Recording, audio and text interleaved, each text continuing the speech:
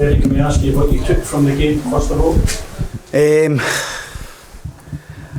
I think obviously understand that pre-season's there to serve its purpose. For the majority we managed to get good minutes into them. I think we're up against a good team. I thought we started the game well and we took a bit of confidence for that start, getting the penalty, and we were a bit aggressive with our work and played forward and didn't let them settle. But like a lot of good teams, they managed to work it out. They play similar to Motherwell last season in the sense where they fill the middle of the pitch. They play with 2 6s. They play with 2 8s on the same line as the 6s and 2 willing runners at the top to try and run the gap. So when you're not quite on point, they can make you at times look a bit disjointed, and I thought we were guilty of that. They passed up a couple of half chances to equalise before they did, but it was no surprise to me really when they scored, and they thoroughly deserved that. So there was things we needed to speak about at half time. We matched up their shape. We just got an extra midfielder on, which helped us. Cammy made more tackles in the first 15 minutes of the second half than anybody else had up until that point. And it's not just the most important thing, but it's a part of the game, and sometimes you need that just to get the crowd into it and try to let people know they're not going to get it all their own way. And I was delighted with his debut in that sense. So I think that all of a sudden the technical game that it was became more about duels and coming out on top. And I thought we kept them at arm's length really the whole second half. I don't think they enjoyed the second half as much as they did the first half. And I certainly enjoyed watching my team a bit better in the second half. Without us being really expansive and brilliant, it was just important. I felt that we got through the game. We win the game, which is important. I always think it's important to try and win the game. And the width came from the fullbacks, and we had to sacrifice with Finlay to try and just get an element of control and stop them enjoying it. So good to get a win. The second goal comes from good penetration, breaking the line centrally, and breaking the first line. Dan breaks the line, then Dan breaks the line with the next, and a good run from Boyan to get the penalty. So all in all, we came to get a lot from the game. Results aren't the most important thing for pre-season, but it's still nice to win the game. And from my point of view, it's important. There's a lot of lads never quite got on, and sometimes a new manager getting into a club, you want to try and give everybody the opportunity. But such a league game coming next Friday, I've got to be conscious that I've got to make sure there's enough players getting as close to 90 minutes as possible. So, and on that, every day is an audition to show me they should be playing, and we've had enough training days up to now. So the team picked the players who were getting as much as 90 minutes. It was important for me, and making sure that, having been a player myself, you don't want to be undercooked into that first game, and it's important that we've got enough, the nucleus of that potential starting team with the minutes under the belt. On that, Derek, does that mean that perhaps at the weekend against West Ham we'll also see that, with you maybe trying to get as much minutes and cohesion into the side ahead of the trip to Tannadice the following week? Yeah, I mean, it'll be a different opponent, we obviously play with Finlay. I like to have a ball carrier in my team, at least one. A lot of my teams have had wingers, but I just felt in the context of the game we were losing a bit of confidence because they were dominating through the middle of the pitch.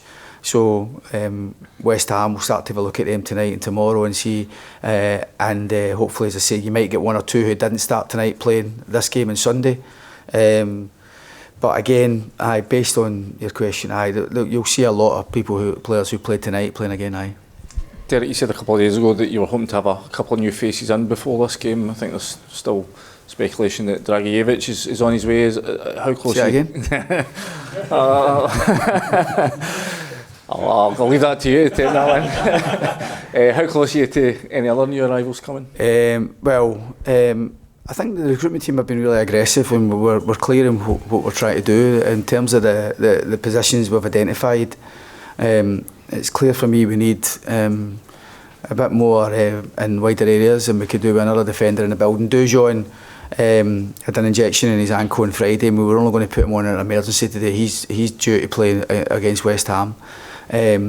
So we resisted him getting on. He'll train. He's training now.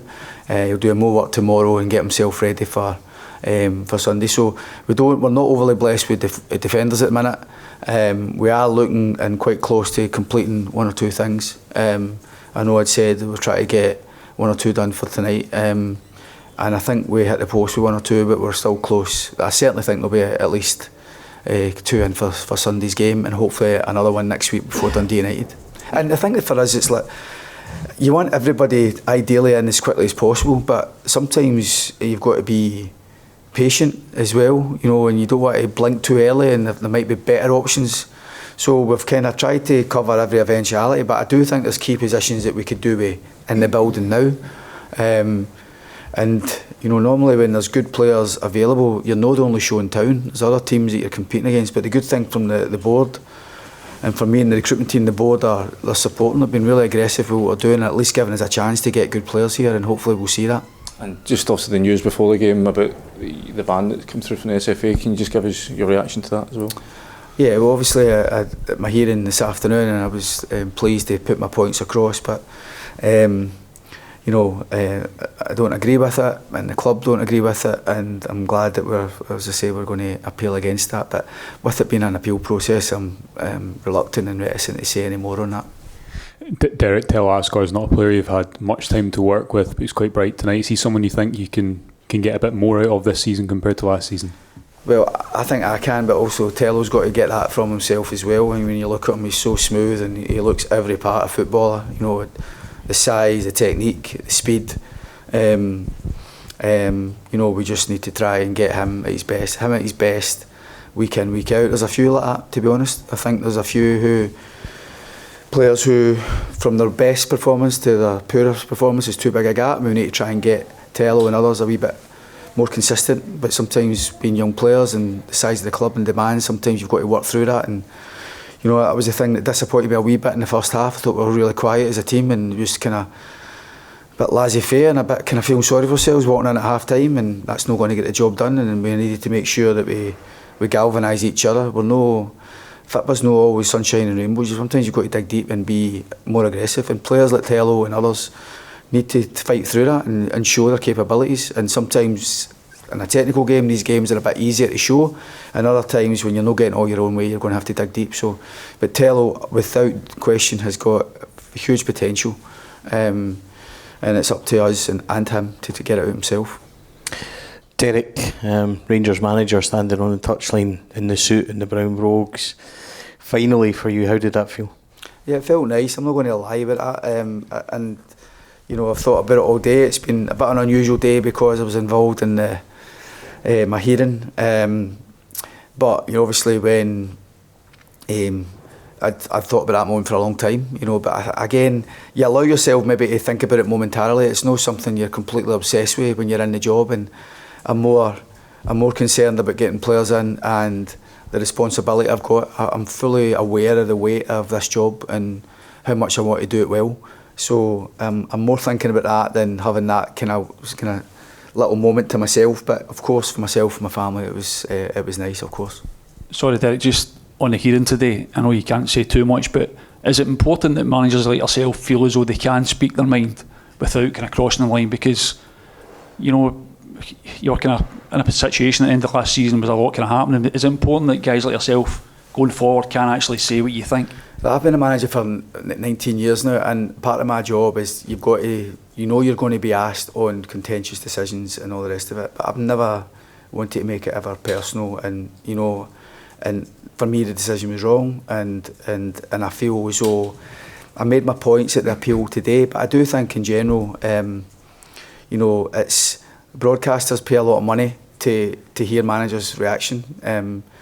And you know, we've got to be careful that we don't have managers and players who I feel who have to be really sure of themselves and check themselves before answering a question. They should be, you know, and at no point was I wanting to inflame a situation. The situation was already getting discussed before I did my press. It was quite a big moment in the season, and there was a lot of emotion. But I felt as though what I said was controlled, and that's what the appeal process will be now discuss and consider.